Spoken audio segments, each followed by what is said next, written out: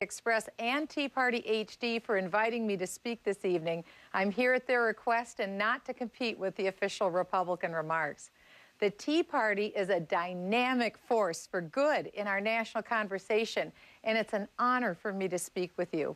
2 years ago, when Barack Obama became our president, unemployment was 7.8%, and our national debt stood at what seemed like a staggering $10.6 trillion. We wondered whether the president would cut spending, reduce the deficit, and implement real job-creating policies. Unfortunately, the president's strategy for recovery was to spend $1 trillion on a failed stimulus program fueled by borrowed money. The White House promised us that all the spending would keep unemployment under 8%. Well, not only did that plan fail to deliver, but within 3 months, the national jobless rate spiked to 9.4%. It hasn't been lower for 20 straight months. While the government grew, we lost more than 2 million jobs. Let me show you a chart. Here are unemployment rates over the past 10 years. In October of 2001, our national unemployment rate was at 5.3%. In 2008, it was at 6.6%.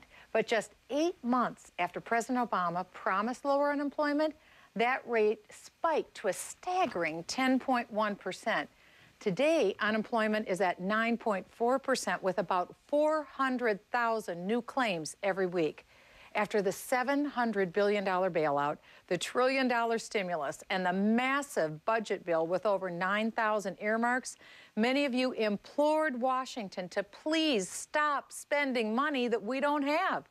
But instead of cutting, we saw an unprecedented explosion of government spending and debt. It was unlike anything we'd ever seen before in the history of the country.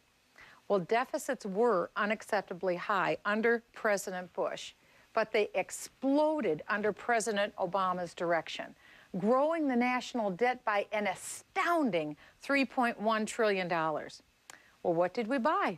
Instead of a leaner, smarter government, we bought a bureaucracy that now tells us which light bulbs to buy, and which may put 16,500 IRS agents in charge of policing President Obama's health care bill. Obamacare mandates and penalties may even force many job creators to just stop offering health insurance altogether, unless, of course, yours is one of the more than 222 privileged companies or unions that's already received a government waiver under Obamacare. In the end, unless we fully repeal Obamacare, a nation that currently enjoys the world's finest health care might be forced to rely on government-run coverage. That could have a devastating impact on our national debt for even generations to come. For 2 years, President Obama made promises just like the ones we heard him make this evening.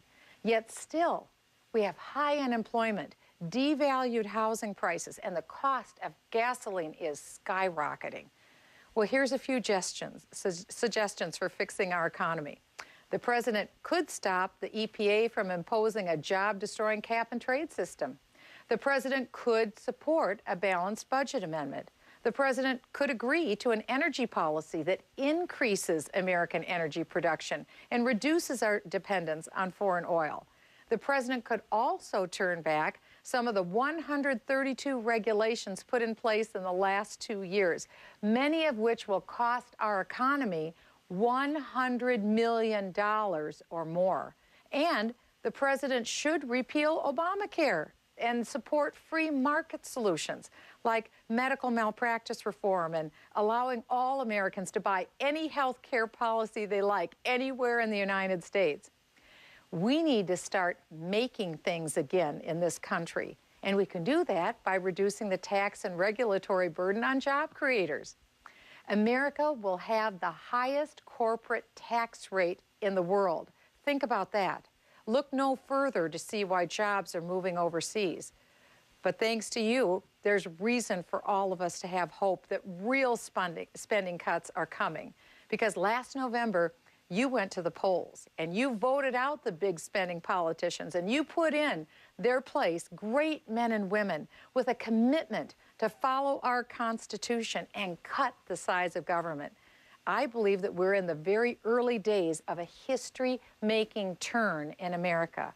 Please know how important your calls, visits, and letters are to the maintenance of our liberties. Because of you, Congress is responding, and we're just beginning to start to undo the damage that's been done the last few years. Because we believe in lower taxes. We believe in a limited view of government and exceptionalism in America. And I believe that America is the indispensable nation of the world. Just the creation of this nation itself was a miracle. Who can say that we won't see a miracle again? The perilous battle that was fought during World War II in the Pacific at Iwo Jima was a battle against all odds. And yet this picture immortalizes the victory of young GIs over the incursion against the Japanese.